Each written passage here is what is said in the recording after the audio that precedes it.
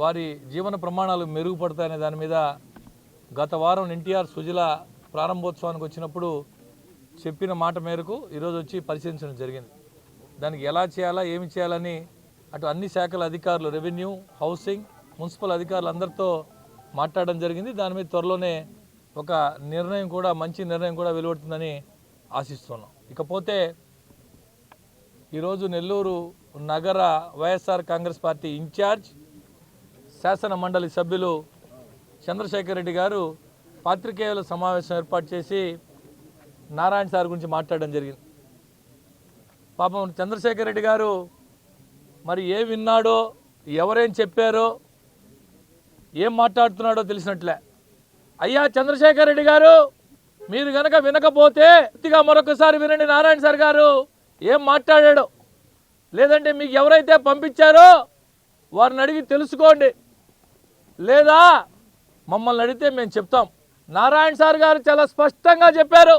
ఏదైతే 2019-24 మధ్య గత ప్రభుత్వంలో అక్రమంగా, అన్యాయంగా, దుర్మార్గంగా తెలుగుదేశం పార్టీ నాయకుల మీద అక్రమ కేసులు బనాయించి రౌడీ షీట్లు ఓపెన్ చేశారో, సహజంగా పోలీసు నియమావళి ప్రకారం ఏదైతే రౌడీ షీట్లు గత అనేక సంవత్సరాలుగా ఉన్నాయో వాటిని ప్రతి సంవత్సరం డిసెంబర్ నెలలో స్క్రూటినీ చేసి ఏదైతే ఆ రౌడీ షీట్ తొలగించేదానికి అవకాశం ఉందో వాటన్నింటినీ తొలగించడం జరుగుతుంది. అది దృష్టిలో పెట్టుకొని నారాయణ సార్ చాలా స్పష్టంగా, ఇదేమో సీక్రెట్గానో 4 గోడల మధ్య చెప్పింది కాదు, దాదాపు 3000 మంది నారాయణ సార్ కుటుంబ సభ్యులు ఉన్న దాంట్లో స్పష్టంగా చెప్పారు. ఎవరి మీదైనా గత ప్రభుత్వంలో అక్రమంగా, అన్యాయంగా, దుర్మార్గంగా కేసులు పెట్టి రౌడీ షీట్లు పెట్టి ఉంటే నా దృష్టికి తీసుకురండి.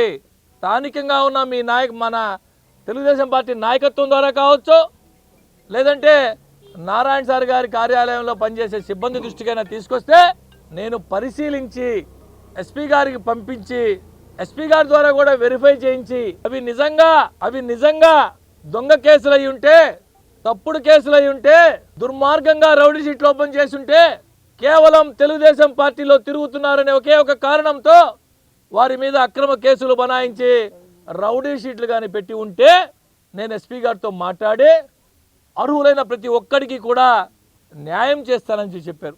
ఇందులో తప్పే ఉందని నేను అడుగుతున్నా. పాపం తెలిసినట్లా చంద్రశేఖర్ రెడ్డి గారికి. అయ్యా చంద్రశేఖర్ రెడ్డి గారు, తెలియకపోతే తెలుసుకోండి.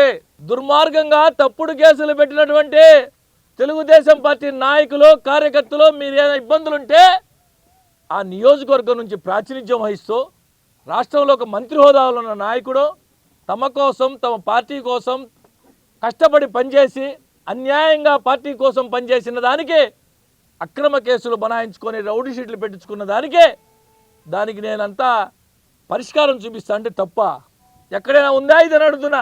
బీజేపీ కళ్యాణ మండపం వారి నూతన సంవత్సర మరియు సంక్రాంతి శుభాకాంక్షలు. వివాహాది శుభకార్యములకు శుభవేదిక దోనిపర్తి గిరిప్రసాద్ కళ్యాణ మండపం. అతిపెద్ద శుభవేదిక బీజేపీ కళ్యాణ మండపం. 1500 మంది సీటింగ్ కెపాసిటీ గల ఏసీ ఫంక్షన్ హాల్, విశాలమైన ఏసీ డైనింగ్ హాల్, సువిశాలమైన కార్ పార్కింగ్, ఓపెన్ డిన్నర్ సౌకర్యం. వివాహములకు, నిశ్చితార్థములకు, బర్త్డే ఫంక్షన్లకు, సెమినార్ జరుపుకొనుటకు అనువైన ఏసీ ఫంక్షన్ హాల్. బుకింగ్స్ కొరకు సంప్రదించండి. బీజేపీ కళ్యాణ మండపం, ఏసీ, కిసాన్ నగర్, మైపాడు రోడ్, నెల్లూరు.